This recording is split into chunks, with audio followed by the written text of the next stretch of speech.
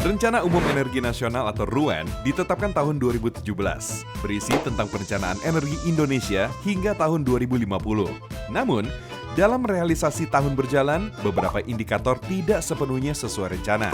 Dampaknya, proyeksi energi ke depan berubah. Bauran energi dan emisi gas rumah kaca juga berubah. Hal tersebut menjadi early warning.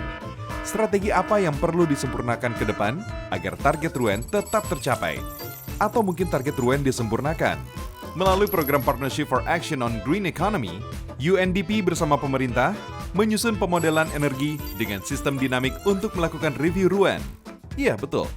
Mereview proyeksi RUEN agar lebih aktual.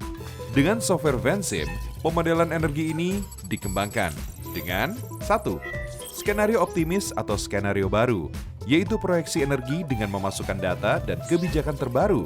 Dan 2. Skenario BAU atau Business as Usual.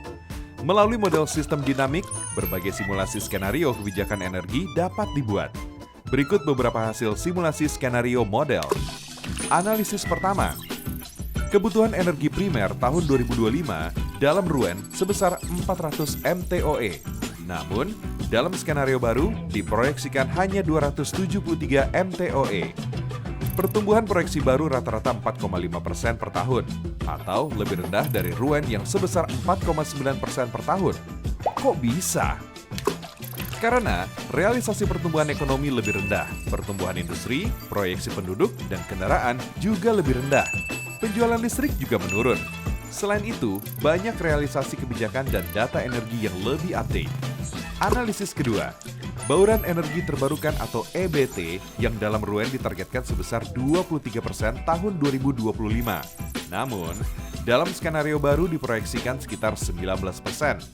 Faktor penyebabnya antara lain, kapasitas pembangkit EBT tahun 2025 diperkirakan sebesar 23 gigawatt, sementara di dalam RUEN ditargetkan 45 gigawatt. Namun, pada tahun 2050, porsi EBT dalam bauran energi diproyeksikan meningkat menjadi 36% atau lebih tinggi dari target RUEN sebesar 31%. Analisis ketiga, pada skenario baru, penurunan emisi GRK tahun 2030 diproyeksikan sekitar 56% jika dibandingkan dengan skenario BAU pada RUEN. Dari berbagai kebijakan energi yang disimulasikan, disimpulkan bahwa kebijakan yang paling signifikan dalam mengurangi emisi adalah pengembangan EBT. Analisis keempat, terkait efektivitas pembangunan kilang, kebijakan biodiesel, dan kendaraan listrik. Peningkatan kapasitas kilang diselesaikan mulai 2022 hingga 2027. Dampaknya total impor BBM rata-rata menurun menjadi 407.000 barel per hari. Jika pembangunan kilang ditambah dengan mandatory biodiesel 50% di tahun 2024, maka impor BBM rata-rata makin turun, hanya menjadi 274.000 barel per hari. Jika kebijakan pembangunan kilang ditambah mandatory biodiesel, lalu ditambah kebijakan kendaraan listrik, maka impor BBM makin turun lagi, hanya rata-rata 73.000 barel per hari. Kesimpulannya, apabila tiga kebijakan tersebut dilaksanakan, maka setelah tahun 2027 tidak perlu dilakukan pembangunan kilang, karena kebutuhan BBM dapat dipenuhi. Analisis kelima, peningkatan kapasitas kilang minyak harus disertai dengan peningkatan produksi minyak.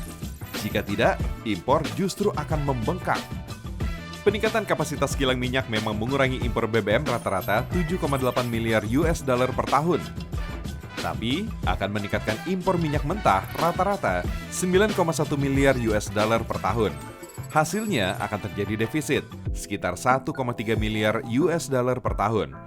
Defisit tersebut terjadi jika produksi minyak terus menurun tanpa ada kebijakan. Namun, apabila kebijakan peningkatan produksi minyak 1 juta barel per hari berhasil, maka akan terjadi penghematan devisa rata-rata sekitar 700 juta US dollar per tahun. Analisis keenam, kebijakan kendaraan listrik akan mengurangi emisi tahun 2050 sebesar 26% dan meningkatkan bauran EBT menjadi 34%. Namun, capaian itu bisa berhasil apabila dibarengi dengan kebijakan pengembangan EBT. Jika pengembangan EBT tidak dilakukan, maka pada tahun 2050, kebijakan kendaraan listrik justru menurunkan bauran EBT menjadi hanya 9% dan menambah emisi 3% dibanding BAU. Waduh, sangat berbahaya. Oke, Itulah beberapa contoh hasil simulasi kebijakan yang dapat di-exercise pada pemodelan energi sistem dinamik. Pemodelan energi sistem dinamik berfungsi sebagai alat simulasi perencanaan energi hingga tahun 2050 dengan berbagai skenario kebijakan yang lebih aktual. Pemodelan dapat membuat simulasi terhadap 9 kebijakan energi. Iya, betul, 9 kebijakan energi yang dapat disimulasikan dengan skenario BAU dan skenario optimis. Selanjutnya, dapat dilihat dampak dari masing-masing skenario kebijakan tersebut. Pemodelan energi tersebut juga mendukung pemodelan Low Carbon Development Indonesia atau LCDI yang diinisiasi oleh Bappenas dan Mitra Pembangunan. Pemodelan ini juga mendukung perencanaan energi di Kementerian ESDM. Mari kita dukung pengembangan energi rendah karbon, Low Carbon Development Indonesia.